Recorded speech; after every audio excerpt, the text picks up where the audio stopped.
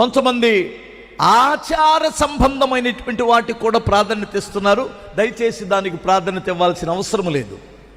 మీరు గమనించండి, ఆచారం ఈ టైంలో చేస్తేనే, ఈ టైంలో ఉంటేనే, ఇన్ని రోజులు ఉపవాసం ఉంటేనే, ఇంతకాలం ఉంటేనే, ఈ టైంలో 3 అడుగులు వేస్తేనే కార్యం జరిగిద్ది, 7 అడుగులు వేస్తేనే. ఇల్లు ఐగుప్తీలలో పనిచేస్తుంది, లోకం వీరిలో పనిచేస్తుందండి. లోక ఆచారాలు వీరిలో పనిచేస్తున్నాయి. మీకు ఎంతమందికి అర్థమవుతుంది? హల్లెలూయా. 3 గంటలకి లేచి ప్రార్థన చేసుకుంటే ఆ ప్రార్థనే వేరంట. నిజమా? మరి ఇక్కడ 3 అయితే అమెరికాలో ఎంత అవ్వాలా చెప్పరండి. ఇక్కడ తెల్లారగట్ల 3 అమ్మా. నీకు బుర్ర పనిచేస్తుందా? పేతురు యోహానులు సాయంత్రం వేళ 3 గంటల ప్రార్థన చేసుకోవడానికి వెళ్ళారు, మంచిది. వాళ్ళ దేశంలో అప్పుడు 3 అయింది, వెళ్ళారు. ఇప్పుడు 3కి చేస్తేనే మంచిదని పేతురు ఎప్పుడని చెప్పాడా? చెప్పరంటండి. మరి అదే పేతురు 12 గంటలకు ఖాళీ ఉన్నప్పుడు మిద్ద మీదకి వెళ్ళి యొప్పేలో ప్రార్థన చేశాడుగా. మీకు అర్థం కాలేదా? పౌలు శీలలు అర్ధరాత్రి లేచి ప్రార్థన చేశారుగా జైల్లో. మరి అదేంటయ్యం?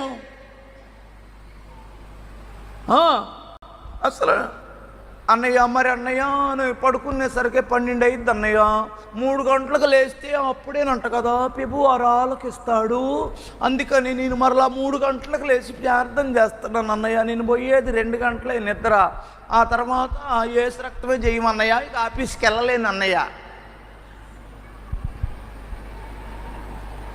4 రోజులు పోయిన తర్వాత రోగం వచ్చింది అక్కయ్య. ఏమనుకో, మాకు సిద్ధాంతం కాదు, ఆచారం కాదు కావాల్సింది. నువ్వు ఒకవేళ రాత్రి సందకాడే పండుకొని 9 గంటలకల్లా 10 గంటలకల్లా పడుకుంటే, 9 గంటలకల్లా నిద్రపోయే మనిషివైతే 10, 11, 12, 1, 2, 3 కరెక్ట్గా 6 గంటలు నిద్రపోతావు. 3 గంటలకు లేచి ప్రార్థన చేసుకో, సూపరు. ఆ టైంలో ప్రశాంతంగా ఉంటుంది, దేవుడు నీ ప్రార్థన ఆలకిస్తాడనేది నిజమే. ఎప్పుడు చేసినా కానీ నువ్వు పడుకునేసరికి 12 అయితే 3 గంటలకు లేచి రేపు పొద్దున్న డ్యూటీకి ఎలా వెళ్తావు? మీకు అర్థమైందా? అప్పుడు నీకు మెలకు వచ్చేసరికి 5 అయింది. అప్పుడు ఆలకించడా? అమ్మాయి, నా మాటలు అర్థమవుతున్నాయా?